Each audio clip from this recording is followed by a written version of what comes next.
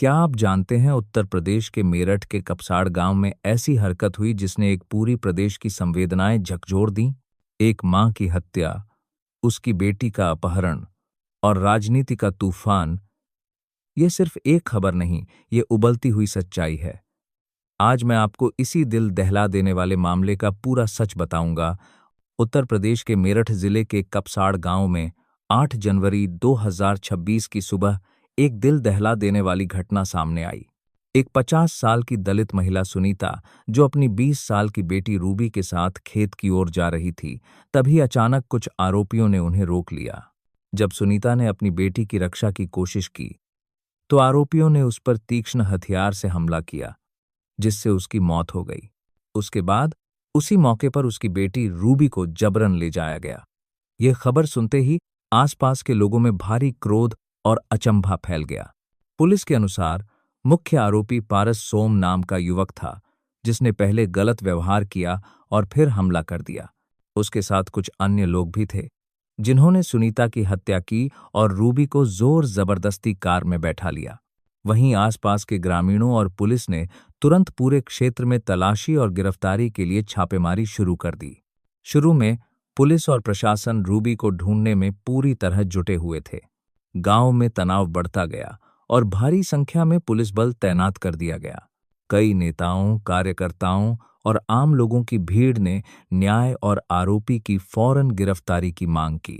तांयात police द्वारा गांव के सारे मार्गों को बंद कर दिया गया ताकि माहौल शांत रहे।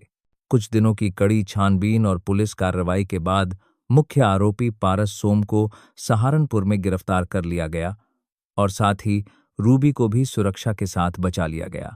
एसएसपी विपिन टाडा ने बताया कि पुलिस ने बरामद रूबी को सुरक्षित घर वापस भेजा है और आरोपी को कोर्ट में पेश किया जा रहा है। यह गिरफ्तारी पीड़ित परिवार के लिए एक बड़ी राहत की खबर साबित हुई। जैसे ही यह मामला सुर्खियों में आया, राजनीति भी गर्म हो गई। कई नेताओं ने पीड़ित परिवार से मिलने की कोशिश की, लेकिन पुलिस प्रशासन ने समझौता कर दिया कि कोई भी नेता या मीडिया सीधे परिवार से न मिले, ताकि तनाव और न बढ़े। समाजवादी पार्टी के सांसद अतुल प्रधान और आजाद समाज पार्टी के अध्यक्ष चंद्रशेखर आजाद भीम आर्मी प्रमुख को यहां आने से रोक दिया गया। चंद्रशेखर आजाद ने पुलिस को चुनौती देते कहा कि वे मेरठ की सच्चाई जनता तक पहुंचाएंगे। इससे भारी धक्का मुक्की भी हुई। ये सब घटनाएं पूरे उत्तर प्रदेश की राजनीति में आग लगा देती हैं। भीम आर्मी, जिसे भारत के दलित समुदाय का एक प्रमुख संगठन माना जाता है, इस तरह की घटनाओं के खिलाफ आवाज उठाता है। भीम आर्मी के कार्यकर्ता लोग मेरठ के कस्बे में भारी संख्या में पहुंचे और उन्होंने किसी भी तरह की अन्याय और दमन के खिलाफ विरोध किया। उनका कहना था कि इस घटना को केवल एक अपराध नहीं, बल्कि जातिगत अत्याचार के रूप में देखा जाना चाहिए और दोषियों को कड़ी सजा दी जानी चाहिए। घटना के बाद स्थानीय प्रशासन और पुलिस अधिकारियों ने गांव को एक तरह से छावनी में बदल दिया। पूरा इलाका अत्यधिक सुरक्षा में रखा गया और पुलिस ने कहा कि किसी भी तरह की अफवाह फैलने पर कड़ी कार्रवाई होगी। स्थानीय लोगों और नागरिक समाज ने कहा कि इस प्रकार के निष्क्रिय हमलों से समाज में डर पैदा होता है। कई सामाजिक कार्यकर्ता महिलाओं की सुरक्षा, दलित अधिकार और न्यायिक जवाबदेही की पुकार लगा रहे हैं। यह कोई पहली बार नहीं है जब मेरठ या आसपास के इलाकों में ऐसी जातिगत हिंसा, उत्पीड़न संबंधी मामलों की खबरें सामने आई हैं।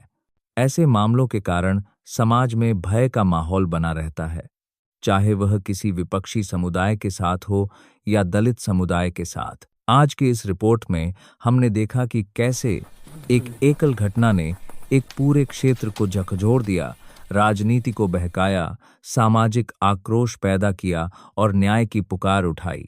लेकिन यह भी याद रखिए कि इस तरह की घटनाएं केवल समाचार की हेडलाइन नहीं हैं, ये हमारे समाज की ऐसी कमजोरियों को उजागर करती हैं जिन पर हमें मिलकर काम करना है, चाहे वह सुरक्षा, न्याय, जातिगत भेदभाव का मुकाबला हो या महिलाओं की रक्षा सुनिश्चित करना हो।